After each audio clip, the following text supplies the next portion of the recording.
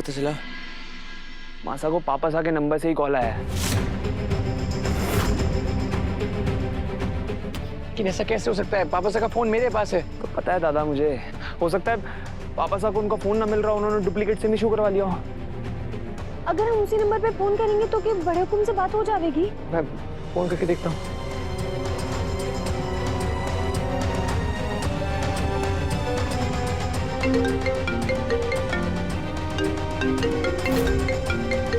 पापा सा के नंबर पे कॉल कर रहा हूँ तो ये फोन रिंग हो रहा है।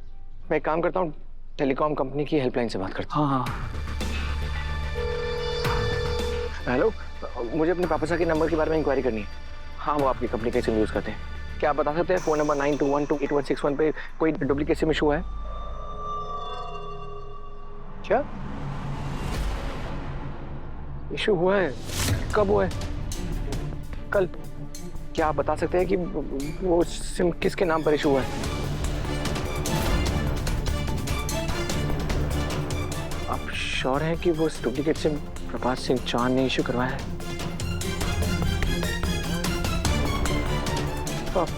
ओके।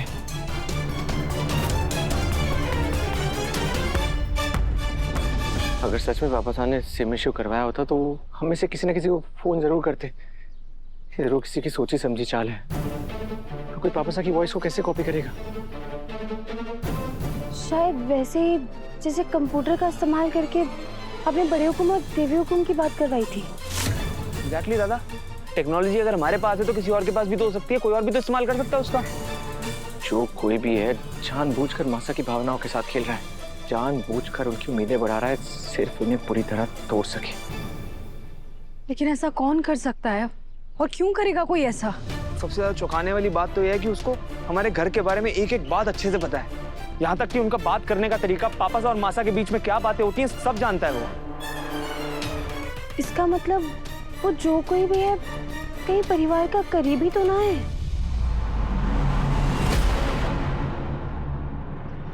ये पायल हमारी पहली सालगिरह में आपने हमें दी थी सा, और खुद अपने हाथों से पहनाई भी थी। हर साल हमारी सालगिरह में आप हमें ये पायल पहनाते हैं। इस साल भी पहनानी होगी आपको। हम आपका इंतजार कर रहे हैं।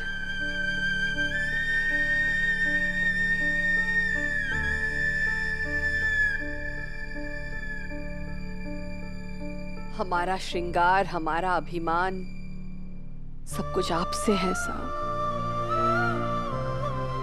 कल का जश्न हमारे अमर प्रेम का प्रतीक बनेगा, और हर साल की तरह कल के जश्न के बाद हम अपनी पहली सवारी आपके स्कूटर पे बैठ के पूरे उदयपुर की सैर करेंगे।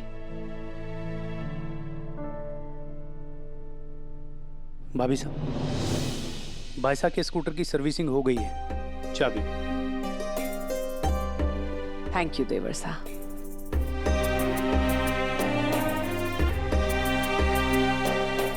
अब तो बस कल का इंतजार है। कोई पापा सा की आवाज में मासा को कॉल कर रहा है और इस बात की खबर मुझे आपको देनी पड़ रही है। ना तो आप अब तक पापा सा को ढूंढ पाए हैं और ना ही आपको ये पता है कि किसी ने पापा सा के नंबर का डुप्लीकेट सिम बनवा लिया है।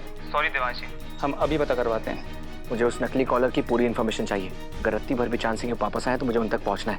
ठीक है, सिम की लोकेशन ट्रेस कीजिए। ओके। जस्ट होप ये कॉल पापा सा नहीं किया हो। दादी साहब, ढोक दादी साहब, कैसी हैं आप?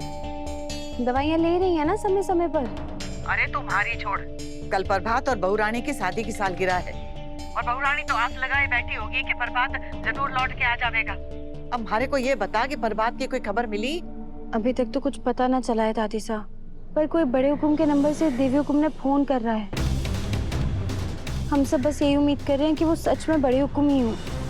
हवी सर और देव सर बस यही पता करने में लगे हैं। देख छोरी, हमारे को खबर करती रहना, ठीक है? जी। आई होप आप कोई पक्की खबर लेकर आए होंगे। बिल्कुल सर, प्रभात सर का नंबर ट्रेस हो गया। नंबर उदयपुर में ही ट्रेस हुआ है, वो भी आपके घर के आसपास ही। हो सकता है दादा एक्सीडेंट के बाद पापा साहब वहां से बच के निकल गए हो, या फिर उनको किसी ने किडनैप कर लिया हो। यो भी तो हो सके ना कि बड़े हुकुम ने सिर्फ देवी हुकुम का नंबर याद हो, इसलिए वो सिर्फ देवी हुकुम ने ही फोन कर रहे हो। मुझे कुछ ठीक नहीं लग रहा है। आप एक काम कीजिए, मुझे वो लोकेशन भेजिए, मैं खुद लोकेशन पर जाकर चेक करूंगा। भेजिए जल्दी। सर, एग्जैक्ट लोकेशन ट्रेस करने के लिए अगर आपके पास उस नंबर से कॉल आए तो आपको कम से कम 1 मिनट तक उससे बात करते रहना है, तभी हमें सही लोकेशन मिलेगी। हम पूरी कोशिश करेंगे। जी। कल मासा और पापासा की एनिवर्सरी है, कुछ भी करके हमें सच तक पहुंचना ही होगा। जो मेहमान बाहर से आ रहे हैं उनके लिए एयरपोर्ट पे और स्टेशन पे गाड़ी पहले से ही रेडी रहनी चाहिए। और हाँ, उनके होटल पहुंचने से पहले होटल की रूम की चाबी तैयार रहनी चाहिए, ठीक है? सारिका, हाँ? सारे डेकोरेशन हो गए हैं ना? हाँ भाभी साहब। और लाइट्स? एक भी बंद नहीं है भाभी साहब, देखिए ना आप। नहीं, जो बंद है वो मैं देख लूंगी बाद में। ठीक है। गाने की लिस्ट हमें दो। यूँ देखिए भाभी साहब, तुम्हारे पसंद के सारे गाने हैं, आपके सा के पसंद के सारे गाने हैं। ठीक है। वसुधा, कल की खाने की सारी तैयारी हो गई? जी देवी हुकुम, सब कुछ बड़े हुकुम की पसंद का ही बन रहा है। याद रखना कि उन्हें थोड़ा सा चटपटा और तीखा पसंद है, ठीक है? वर्मा जी, आप उतर जाइए। सा के स्वागत के लिए दरवाजे पर फूल हम खुद लगाएंगे।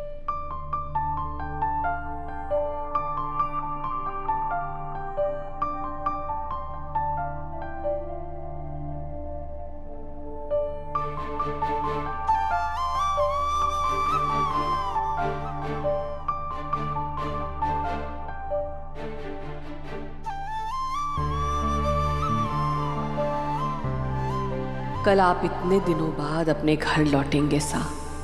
हम चाहते हैं कि घर में आपके कदम पड़ते ही आपका स्वागत हमारे हाथों से की हुई सजावट से हो।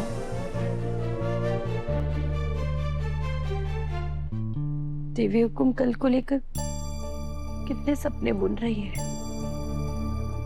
उन्हें पूरा यकीन है कि कल तो बड़े हुकुम आ ही जाएंगे।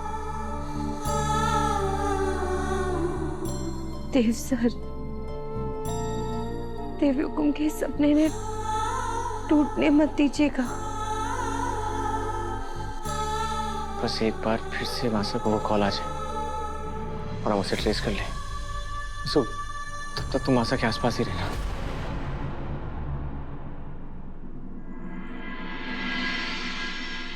बारह बजने को है। सा का कॉल लेने मिनट आ जाएगा।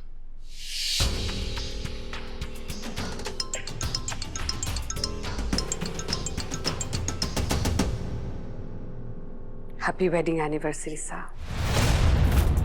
हम जानते हैं कि कुछ ही घंटे बाकी है, पर हमसे और इंतजार ही नहीं हो रहा है। आपकी बहुत याद आ रही है सा। जल्दी से देव सर ने बताती हूँ कि बड़े हुकुम का फोन आ गया।